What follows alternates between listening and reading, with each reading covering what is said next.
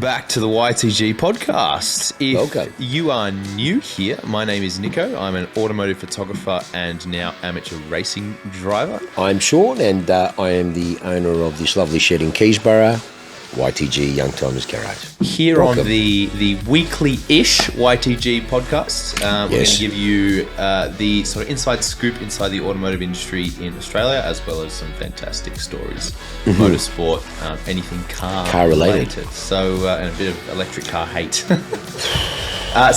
Join us on another episode, and we hope you enjoy. Welcome back.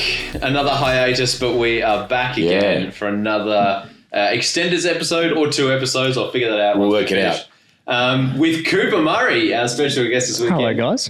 Thank you. Very honoured. Very excited to have Coops on. So as we've kindly partnered up with Cooper to sponsor him personally, as well as we're very grateful to both Bertie and Barry for allowing us to be on the wing mirrors on both cars. So thankfully we've had the time to get Coops in. So welcome, brother. No, thank you for having me. It's good to be here. Yeah, grouse. We've had a lot of fun with Erebus. Fucking grouse team. Yeah, grouse team. Very grateful to be on board with them. There's a few good stories to tell, which we'll get to. So if you want to hear about modern F1, what happened with Cooper at the GP, we're going to touch on all of that stuff later in the episode. But for That's right now, a touchy subject. It is a touchy subject. Yeah, there's no rules here.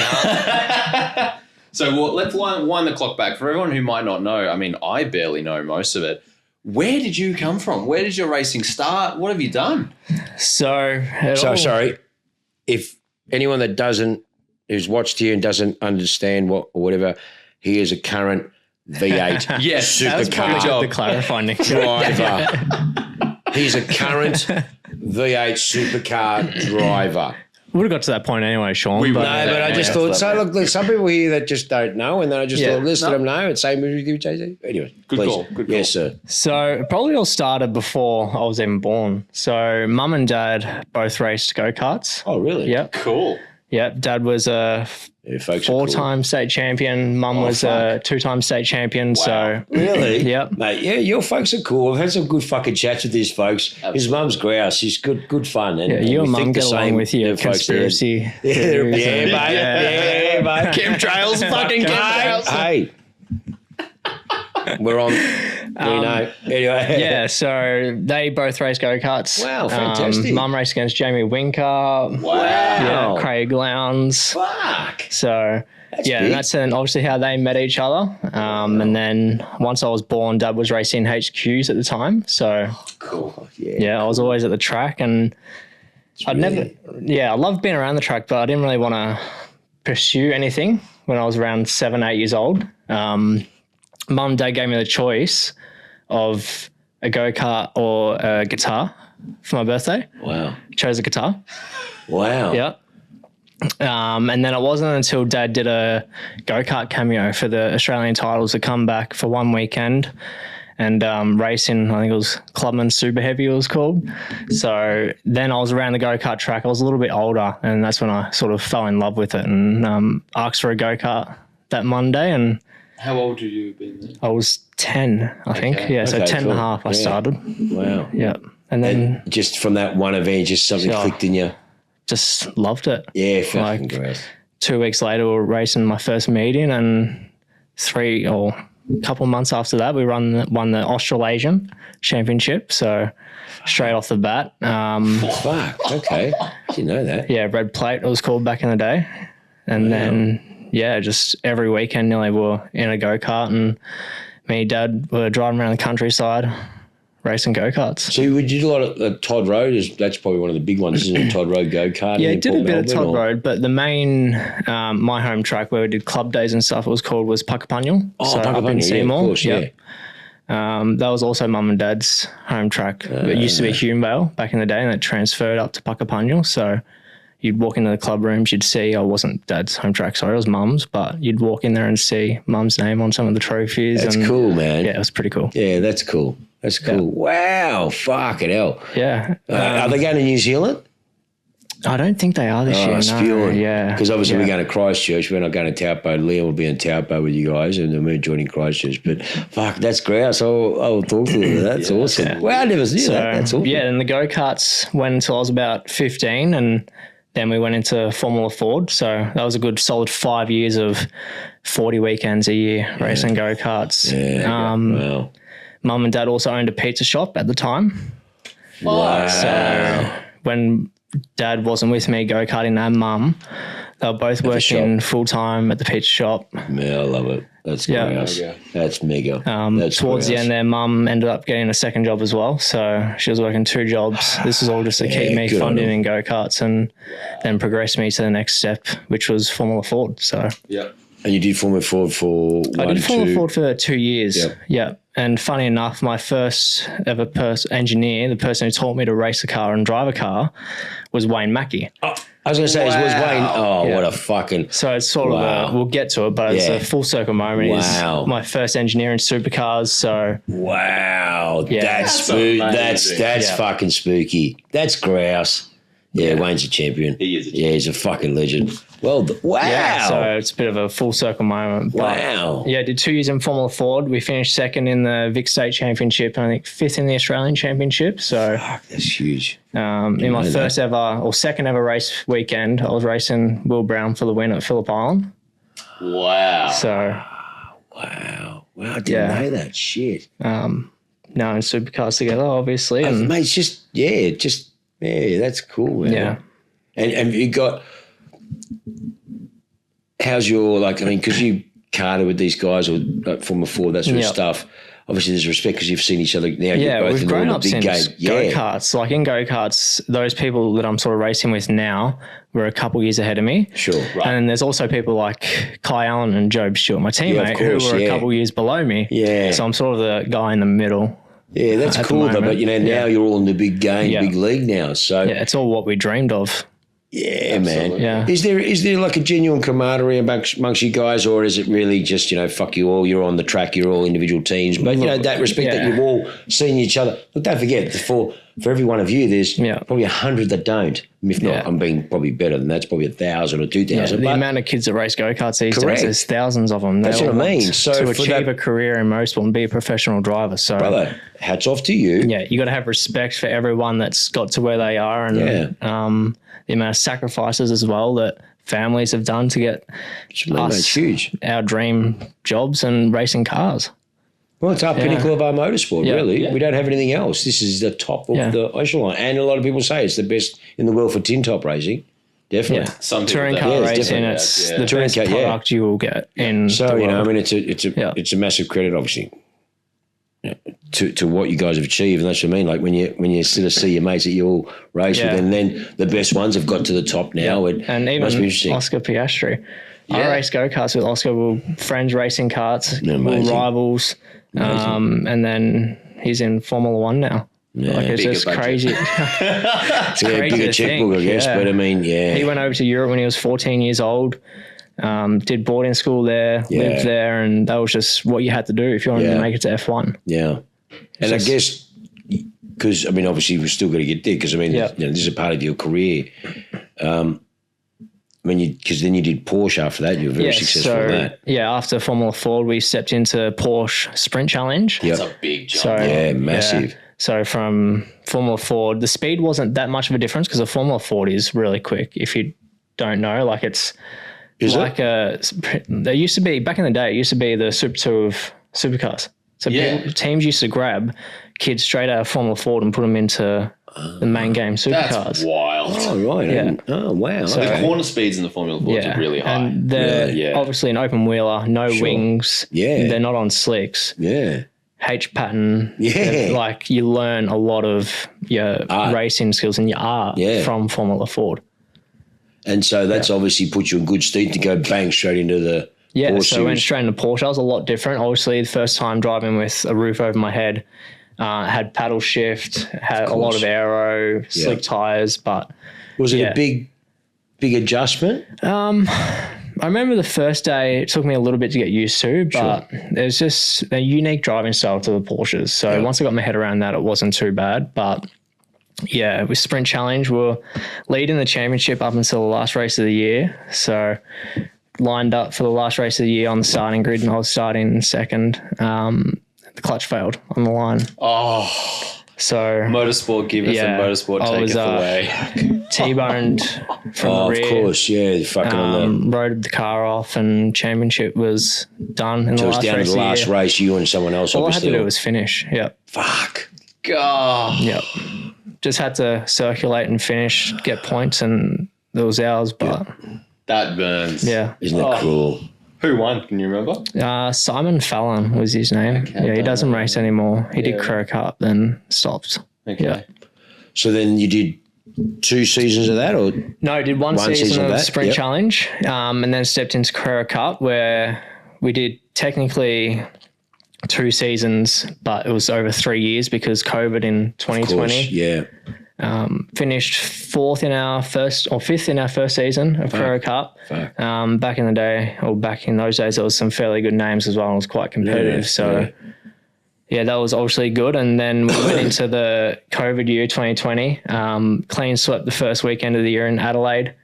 Got to the Grand Prix and obviously cancelled. World was shut down. Everyone went into lockdown, and that was all that wrote for 2020. So at least you started the year grouse, and then it just got on the best it possibly could. Good, winning all 3 races, qualifying pole, fastest laps, trifecta, everything. Yeah. Oh, so and then what happened when you got back in 2021? Well, first I had to lose a lot of weight before we started the 2021 season. Well, I think everyone fucking did that. Yeah. Sitting on our Sims all day. Well, I was going to say, though, I'll never forget that. I mean, that's really when Sims just got so much traction. It was crazy. And the amount of money sim companies would have been making through 2020. Mate, I remember Fanatec just sold out everything. But thinking about it back then, actually a point scoring championship, but on the sim. No, well, that's Carrera Cup did amazing the sim series. So I won that, the Carrera Cup sim series. Oh, did you? Carrera Cup Australia, So, fuck. And they did drivers. So anyone that has raced Carrera Cup currently at that time and previously raced it could join the championship. So racing Matty Campbell, Jackson Evans. Yeah, it was really good. And that kept us ticking and racing, but obviously it wasn't the real thing. But it was the best next thing that we could do during those times. Absolutely. Yeah, definitely. And then Carrera Cup was what, 2 or 3 years? So then going to 2021, that was technically the third. It was the third year, but only the second season of racing. Yes. So second season and a race, but the race at Adelaide. So technically you won the 2021 championship. 2020 championship. Yes, correct. Technically. Yeah, there's actually a little model car that's made from the 2020 Carrera Cup championship. Spark models made it. Yeah, 2020 Carrera Cup champion. So I'm like, I'll take that. Nice. Yeah. As good as a trophy. But 2021 Carrera Cup championship, we finished second. Yeah. But the main important thing for that was winning the junior challenge. Right. So the junior championship, the Michelin junior championship. Which you won. Which we won. And then Porsche selects 12 drivers from all the Carrera Cups around the world, 1 driver from each one, to go represent their Carrera Cup in their country in a Porsche Global Junior Shootout. So that's what you're seeing Matty Campbell win and go on to be Porsche Jackson Evans. Jackson Evans won. Yeah. So that was really cool. Got over to do that, and also Where managed. Was that? Where did that? That was in Aragon, Spain. No. Motorland in Spain. Have you heard that? Yeah. It was a really cool track. Host MotoGP and it's really How cool. Was that? That would have been epic.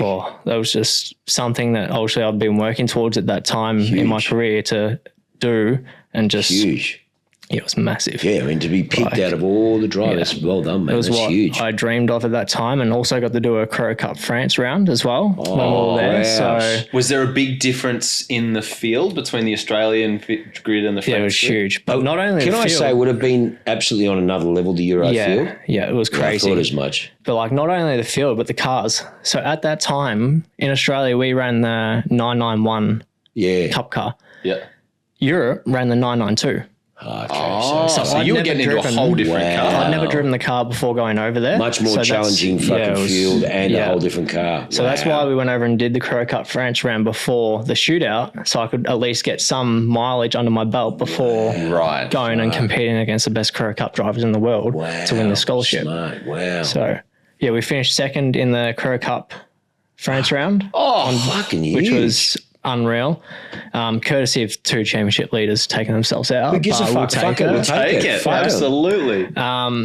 But yeah, that experience, I was living over in Europe for those 3 months as well, because obviously at that time it was still difficult to fly to and from Australia. You had to your folks, or no, you went on your own? It was just me, yeah. I was based south of France, in a little town called Montpellier. With the team? Oh, yeah. Yeah, so that's where the team was based. So. And how old would you have been? I was 20, yep. Yeah, full on. Mate, so that was just an experience in itself, living over there for the 3 months, and yeah, that was pretty cool. Well, mate, that's cool. Yeah. Yeah. Fuck. That's stuff you take, part of you. Mate. That's something you take with you forever. Forever, man. Yeah. Not many people get to say that they've done that, and especially gone into the Porsche global shoot as well. Yeah. So how did you go in the global? Obviously didn't win it, but there's no tier placing. It's just the fact that you fucking even got in the joint. You think about how many fucking drivers around the world in the Porsche Cup and that. Yeah. Man, that's big. Yeah, it was pretty cool. Yeah. And obviously the winner of that, you get a funded drive for the Porsche Super Cup, and then you become a Porsche factory driver. Yeah, that's pretty cool. Full on. Fuck, man. That's big. Fuck, I didn't know that, mate. Huge. So then after that, it was what? After 2022. So 2022, I stopped racing. Oh, really? Yep. Interesting. You hang your helmet up? I was pretty much ready to hang the helmet up, and I did for that year. Yep. Wow. You just thought, I've reached the top of Porsche Cup? Well, yeah. By the time, that's all we set out to achieve, was to become a Porsche factory driver and go over to Europe at that time. And by the time we found out the result of the shootout, and there wasn't really enough time to do Super 2 or anything, we didn't really know what we wanted to do. We didn't know if we wanted to still go over to Europe and try to achieve that goal without the scholarship. Sure. We were just in a crossroad, and obviously time had started and just missed the boat in a sense, and fuck it. So just helmet up, and then looked at other opportunities during the year, or just sort of feet up and not really, to happens. Be honest. I was sitting there watching, being probably a prick to my family, being in a worse mood because I wasn't racing, but it wasn't until Barry Ryan gave me a call. Really? So at that time, this was around September, they do this Karts to Cars program where they give young kids a go in a supercar for the first time. It was in the Mercador. And Baz gave me a call and said, you're not racing, you haven't been doing anything, do you want to come? So they must have been obviously watching what you were doing and what you've done. I mean, that's pretty cheap, that. Yeah, my dad's known Baz as well since go-kart days. Oh, okay, cool. So there's obviously a little bit of connection there. Sure. And he called up and said, do you want to come do a few laps in the Mercador? So this is the 63? Yeah. This is the fourth. I'm not sure which one it is, but that they put the Commodore body on. The one that they were using for the pits. Pit stop practice. Yeah. Okay, cool. Oh. So I didn't know what I was going to do, if I was going to go back into racing or the helmet was going to be hung up for good. But and what were your folks saying? Just let you be, do your call, make your call, or do what you want to do. Just do what I want to do. Cool. Wow. Yeah. Cool. Good on your parents for not continuing to push you. Especially after investing so much time. They've spent a lot of time and money in, but... And then you just go, fuck it, I'll do it. I'd say they were quite burnt out as well. Yeah. After all the years of working full-time jobs to try help fund me and do what I love. Then you got your brother that's also fucking racing too. He's just started, so they're finished with me. They've flicked me off. I've got here, now they've got to worry about him. Going back to it, Baz gave me the call, went up there and drove the Mercador, did 4 laps and absolutely fell back in love with it and said, I need to get in a supercar. That's grouse. First time driving, I was just amazed. This is unreal. Yeah. So, worked hard from that point onwards to get a deal in the Super 2. So then we did a deal with Erebus Motorsport. Oh, yeah. It was meant to be with Baz originally, since he gave me the drive, we were talking, but ultimately that didn't work out. Sure. So, yeah, went with Eggleston's. Because they've got a pretty serious team, and we've done business with some other cars in the past. Cars, but they've won a few championships, and this is when the Gen 2 supercars were phasing into Super 2, and the first year of Gen 3 was coming for supercars. Right, okay, yep. So it was new to everyone. Rocked up to Newcastle round 1 and poled it and won on debut. And unfortunately, that was the best results we had. Oh no! Just definitely. Yeah, look, it wasn't a bad year, but it was always around the 5th or 3rd mark. After that, we got a win at Sandown later in that year, and we'd finish 4th in the championship, only 70 points off. Okay. And considering we had a couple DNFs as well throughout the year, Okay, so it was overall when you look at it, shit that's outside your control. Yeah, it wasn't a bad year. Like first year in supercars was pretty good. Yep. Then did another year in Super 2 as well, but at this time I'd also gotten the deal to be the wildcard driver with Lounsey in AAA. Yeah, that's right. I remember that. That's when I first heard. So we know some people know Lounge and sort of telling me. Remember, who's this fucking young cunt? Fucking Cooper, mate. Yeah.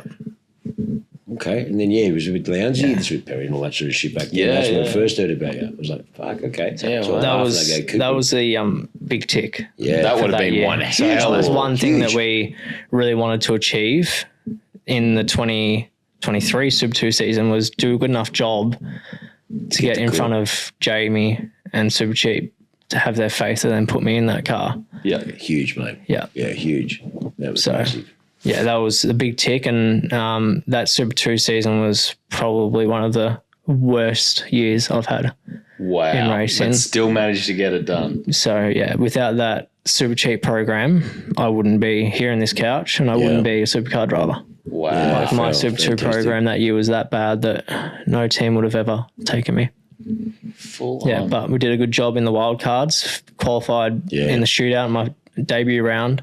Finished 5th with Lounsey at Sandown 500, was running 7th at Bathurst 1000 until I got a penalty.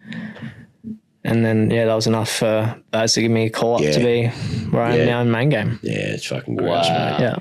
Gross. And it's happened naturally, hasn't it? Like, it's not forced. It's just, and you fell in love with it and you've just gone, this is my space. Yeah. Well, mate, you own it now. You're sort of, it's sort of like your team now to work hard and build and, it's fucking very exciting. Exciting times where you guys are now, mate. Great definitely. It's fucking huge. Well done. Second year now, isn't it?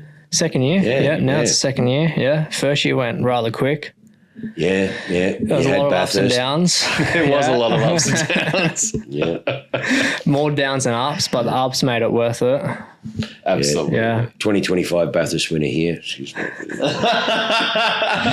Just like Lewis is a 2021. That's right. No, we haven't. Yeah, we haven't got over Abu Dhabi and we haven't got over Bathurst.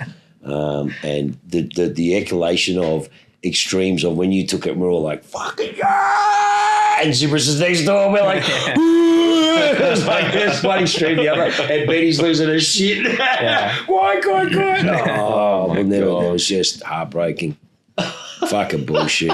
10 seconds, that's a fucking crap. 5 seconds. Oh, fuck.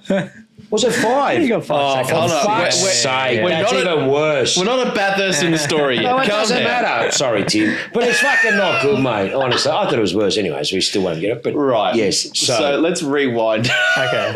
Half that year, though. So then we get to the start of last year. Yeah. So you're starting supercars, and you've come in just after all of the stuff has happened with Erebus, right? So they're sort of being reborn with you, right? Yeah. Yep. How was that experience? It was good. Yeah. Like at the back end of Brody's season when they got back together and they won Bathurst and the team was in really good stride. So joining the team, I was like, this is the right choice. We've done the right thing here. And it's like the team's nothing like I've ever witnessed. It's like a big family.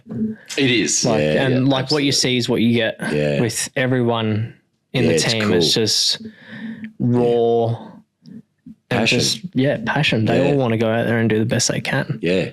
We're human, but together we'll fucking make it happen. Yeah. Yeah, and it's good. And that's, I think, one of the things we've loved about it. You know, Absolutely. We're very blessed and privileged that we do with a lot of the teams, but, yeah, it's been something that we've always found it's been a really good, I don't know, bit of a rat baggy sort of. Yeah. It's good. Yeah. It's Well, good the Dark Horse documentary that came out when COVID hit and they all went to Betty's farm, it's just like, that's the best. What did Betty call them? A bunch of misfits. Yeah, that's right. Yeah. Look, it's.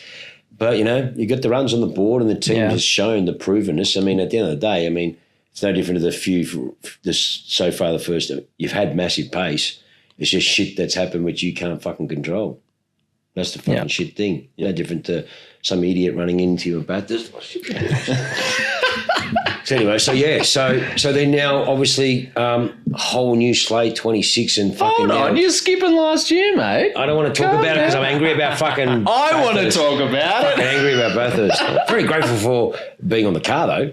Well, before Bathurst, we had GP last year. Yeah, that was with massive. The YTG, the best livery in supercars history. and Shane still to Howard this day. and NFL, they did come up, and there's no reason I'm pissing my pocket. And they said, "Shawnee, it's the best looking car on the grid." Yeah. It was fucking unreal. Epic. It looked like, epic. The black with the Carly with did the a gold. fucking awesome job. Carly nailed it. Well done, Carly. And that's exactly how we're doing the R8 GT4. Yeah, that's going to be Exactly the sick. same, which will be grouse. We'll get you out down. Yeah. We'll do a video, Yeah, trade plate drive that to work. Stand down. Yeah, fucking drive that to Sandown. Yeah, fucking hell. Done. Watch this space. So yeah, that was a massive, huge honour for us to be on your car and to be a small part of that. Amazing. And again, you had the fucking pace again. I mean, in the rain, mate, we qualified. were third. Third. Yeah. And then we didn't get the race. They should have raced, but again, I understand it. Look, They've got to New Zealand. The cars have been fucked. No, it wasn't even that. It was the FIA. Yeah, of course. Yeah, so you're racing under Formula One. You're a support category. Yeah. It's just if that was sad. our own meeting, we would have run. Yeah. Right. Bathurst was worse. Bathurst at the end of the race. I know, mate. That was out of It was, control. you couldn't see coming down the hill with the fog. Yeah, And like, unbelievable. yeah, when it was at its wettest during Bathurst, you couldn't see the car in front of you when you were a metre behind them. Yeah, Like, it was just, so nothing, Grand Prix would have been the same, if not better than that. They just didn't want to have to deal with the cleanup. But it's amazing Yeah, how, I mean, I remember when because we've been going to the F1 for a while. I'm very privileged to be involved at some levels where we're in the pits and that sort of stuff. And I remember even a couple of years ago where during the the telecast that all you boys had to close the pits down so they couldn't show they were not allowed to show any other branding and all that stuff. It's and been the same for a long time. As long as supercars have been at F1 and they were in the F2 pits, they always had to close the garages. You weren't allowed to have signage on your pit rooms. Nothing. Yeah, it's amazing. It's crazy. Yeah. And that's why also they were saying, like, again, we every year we'd spend the money, we go to the nice corporate, whatever the case may be, we spend the time and enjoy it. F1 lost the corporation, let alone these idiots fucking our state. They lost the rights to that, and so Liberty have taken it back for the F1 paddock, so they can just jam you and charge you the pricing. And it was $15,000 to get in the door for 3 days, and 7 and 8 we used to pay, which is a lot of money. And it just got out of control how expensive it was. Yeah. Well, even now for a 4-day paddock pass, it's and you guys don't get anything. Like I was talking to JC, and he's going, Shawnee, we get no more. We get nothing. Like because normally you drive to get like first sponsors and that. So normally you get nothing. Yeah, 4 passes plus driver pass. Yeah. So I had to buy tickets from family and Nothing. everything to get into the door. Isn't that crap? Wow. You don't That's get just- any tickets at all. And we're the biggest support act, really. Absolutely. Yeah. And don't forget, not all F1 races have support categories. Some of them just have the fucking race and that's it. Chinese and that, they don't have shit. Really? They don't have any man. support? No, the China one had Porsche. I was going to say there will be. There's a Yeah. few of them that don't have a support. Maybe Liberty this year, but in the last, not all of them had support categories. And if they did, they only had fucking one. Okay, granted GP2 and GP3, whatever Yeah, it yeah, may be, but like other shit. A lot of them, some of them don't have it.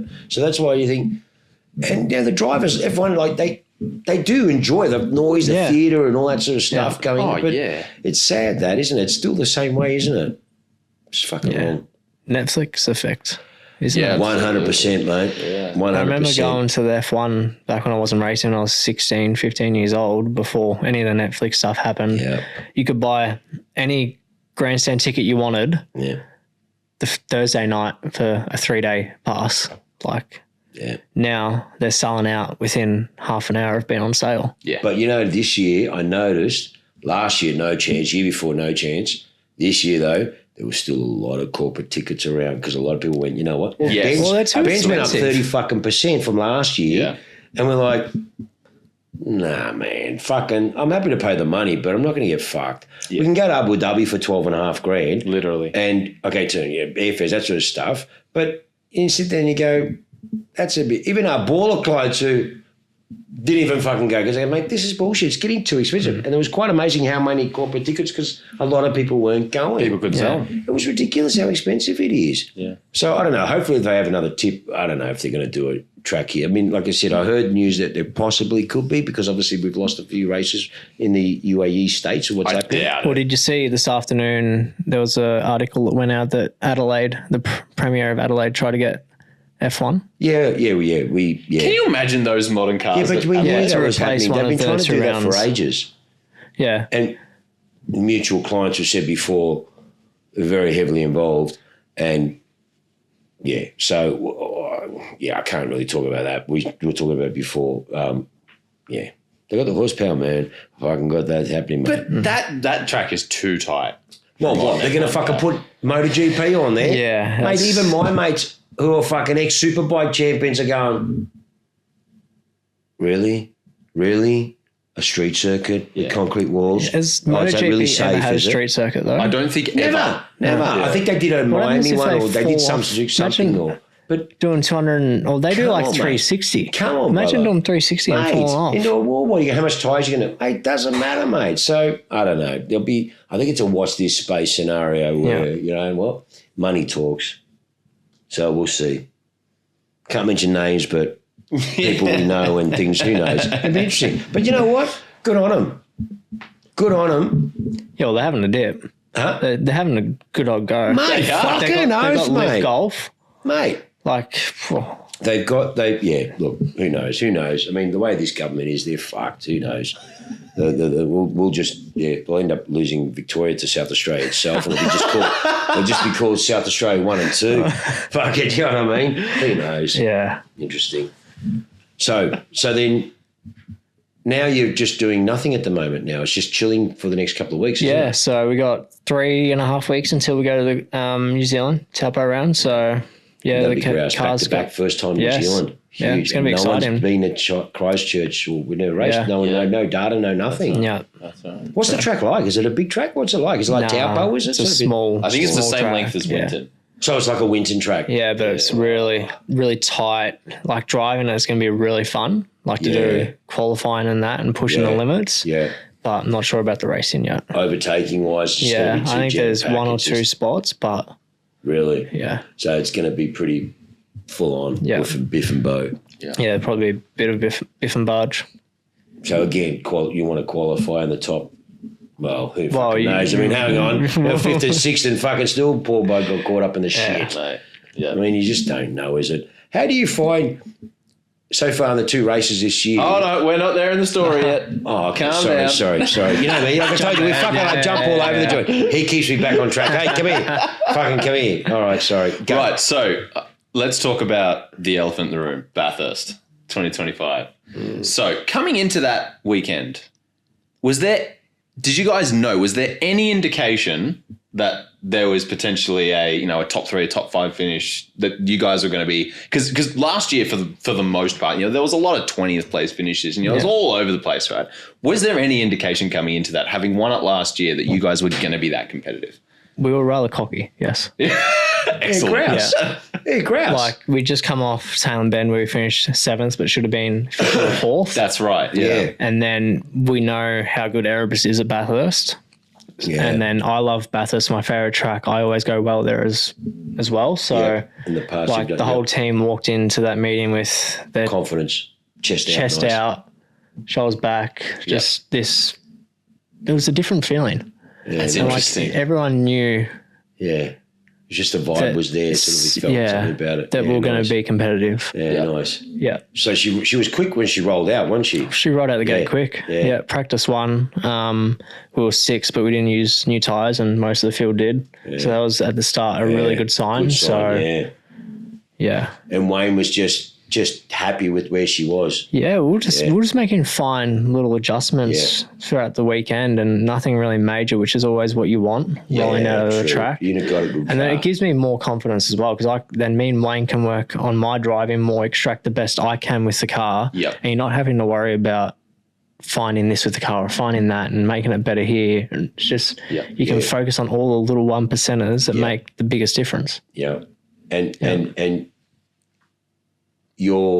I guess, is there a lot of sim work or not really? It's more just sitting down and just, I suppose, taking what data they can get, I guess, is it? And just trying to adapt. Not much sim work, to be honest. It's just prepping and looking at the data from previous years, the onboard video, and just going over it in your head, visualizing it and like getting it down pat. The sim's really good for learning the tracks. It gets to a certain point where you're honing your skills. But other than that, if I did 200 laps on the sim in the supercar on iRacing, it wouldn't even correlate to real life a little bit. Yeah, well, okay. Would it actually go the other way in terms of teaching you bad habits? Probably, yeah. Fascinating. So I would like you to walk us through, if you're okay with it, from that last safety car onwards, because that last safety car, it's pouring down with rain. You're in, what, third, was it? You have to remind me what happened here. Well, I'm trying to remember. It was a mad drive, brother, from third to first. We were in the pits. Mate, honestly, it was out of control. Yeah, it was Payne and then Golden in front of me. Yep. The energy was out of control. Betty kept telling us to shut up. Yeah. We were just... And don't forget, we got Zebras next door to us. That's right, yeah. So and there's no wall, right? And so then when that happened, each other across mate, did we go off. Even Perry's like, fuck, man, Zebras fucking new. Fuck! Yeah. So, yes. I remember it quite well now, but Payne and Golding, I knew they were always going to have a tussle, because in the rain around a track like that, when you're in front, you got the best visibility. Right. Like when you're behind someone, you can't see crap. Absolutely. So you want to get to the lead if you can. And I remember Payne and Golding try to get each other down the front straight, and I was on the tram tracks, they call it. Yep. So the grippy part of the track where all the standing water is in. And then I remember Payne was on the inside trying to pass Golding. So got in there on the tram tracks, and Wayne, my engineer on the radio, was telling me out of turn 2, hold it tight. That's where the most grip is. So Golding ran a little bit wide, and then I just held the tight line like Wayne said, and just drove through. Yeah, it was fucking epic. Fuck, it was epic. It was, yeah. You see the footage and oh, fuck. It was epic. The motion was just, did all the heads in. Would have been good to be there to witness it in the garage. Well, yeah, this is the thing, because we've got a story to tell you here too, because you were in the car, you weren't in the pits. Yeah. So then you're in the lead, right? Yeah. What was it like being in front? Were you stressing about the cars behind? Like, what was the mindset? You seem pretty fucking calm and just getting on with it. Like, I'm going to be honest, it's the most relaxed I've ever felt in a car in my whole entire life. Yeah, that's it. But that's what I said. It seemed really fucking calm and just getting on with it. Talk about that one point in time to their career to date about being in the zone. Yep. That was it. There's this one time where you've like that in the zone where you're like so calm and everything's just happening without you having to think about it. Wow. Just automatic. Like it's just happening on co-pilot. Instinct. Yeah. It's amazing. In that weather, in that environment with all those people around you, just fucking pushing. And then that's what you search for every time you're in the car. After getting that feeling for the first time, you're like, I need to get that back. Wow. It's out of this world. How? Wow. Like you don't realize you're in it until you're out of it. Right. Yeah. Okay. So after I got taken out, that's when I was out of it, and I'm like, then I'm all flustered and I'm angry about what happened. And then, looking find back your mojo you're back, like, sort of. Yeah, it's just another world being in that zone. Wow. So that's what the F1 movie is about, right? That's what the whole F1 movie is about. That's a shit movie. No, I know, but that concept of can you believe that fucking movie supposedly got 3 or 4 Grammys or whatever the fuck? Yeah, but that's a rort, that whole joint anyways. They need to have Ricky Gervais fucking do it again. That's the best. But yeah, I saw that and I was like, well, I think did I walk out? Oh no, I should ask Rita because it was just the most despicable movie ever. It was terrible. Did you? Yeah, I remember I went and seen it with Emma, my girlfriend, because she loves F1 and she loves all the Drive to Survive, and she liked it. Yeah. But me as a racer, seeing and knowing what it's like on that side as a driver and the team and all that, I'm just like, this is just rubbish. Yeah, come on, mate. It's like they did a lot of correlation there. When you look back at it, the Tom Cruise fucking what do you call it? Not Talladega Nights. The other one. Days of Thunder. Days of Thunder. Yeah. There's a lot of correlation. Like Brad Pitt just comes out of fucking nowhere. Yeah. Like Tom Cruise jumps in a fucking thing. He's fucking once again. Oh, so stupid. So The same duffel bag. Yeah, come on, man. Fucking like, But yeah, I get it. It's the Netflix influence. Yeah. Like Emma, she loved it. Yeah, no. So many people love it. They're going, how can you not like it? I went, okay, I'm an old dog. I don't like it, man. Yeah. It's just, I didn't like it. But anyways, yeah. So the move from Golding of 5 laps to go, did you see that coming at all? Or did that just totally hit you out of... So all the windows apart from the front one fogged. Wow. Yeah. Rear window was fogged. You couldn't see anything. Wow. So you basically had no mirrors Apart from Wayne in the ear saying nothing. wherever it is or that's it. Yeah. That's like terrifying. I seen his lights move. Yeah. Like through the window at the back, you could just see the headlights. Something. That was it. Right. Like just. Wow. And you just seen them move. And you're getting wheel spin, brother, up the straight, fucking in 4th and 5th. They're just still getting wheel spin, But isn't like it? where I was in the corner and where I seen him move, I'm like, there's no way he can pull this pass off. Like, he's either just showing the nose or we're both crashing or we're going to crash here. Yeah, right. And ended up being... Well, it was a fucking credit to you not fucking bending it. I mean, like, we all couldn't believe it. Like, you fucking stopped. Save. Brother. What a fucking save. Because we're all going, I mean, apart from us swearing and yelling, and I know Zebras definitely heard us all. Well, they were going, yeah, we've got past. And we're like, going, fuck you, fuck you. And I then, could just imagine. brother, it was chaos. off. It was chaos, mate. Honestly, it was fucking chaos. It was like fucking Liverpool and Everton. 2 soccer teams. just like, it was. It was just so heated and so passionate. Things thrown over the bloody pit. Well, was we were almost brother. We were actually we were all just redlining. It wasn't good.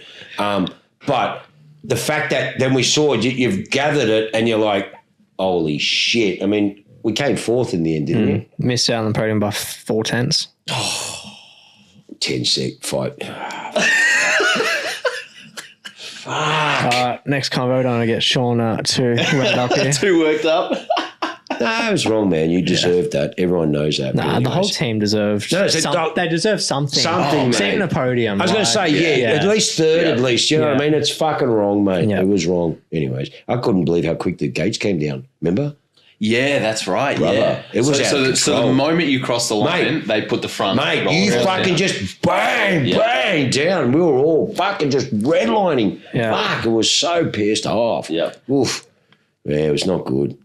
But it's grouse though too, because that's passion. That's you fucking absolutely. love it. Yeah. You support it. Yeah. And I don't see that. I mean, okay, we're hanging shit, and then some people gave me a bit of a serve for me doing some shit on Gold in the Post. You know the one where, fuck. Yeah, you did. The comment or the post. And well, both. And then I go, come on, man, you shouldn't do that.